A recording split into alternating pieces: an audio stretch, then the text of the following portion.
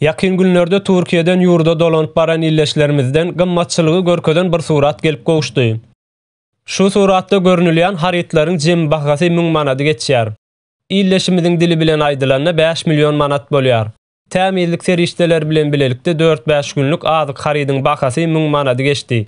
Haritlaryň içinde etiň yer almaýandygyny aýdan illeşimiz Türkmenistanda ýaşaýyşyň Türkiýe garanyňda has kyndygyny dile getirdi. Bir adamyň iň pes görnüşde 10 gün ýaşamak üçin diňe iýmite 400 manat pul çykdyjy etmek gerekli. 4 adamlyk maşgalanyň ýaşamak üçin aýda 5000 manat töwereg girdisi bolmaly. Emma halkyň köp böleginiň öýüne aýlyk iň azyndan 1000 manatyň hem girmeýändigi hemmelere ma'lum.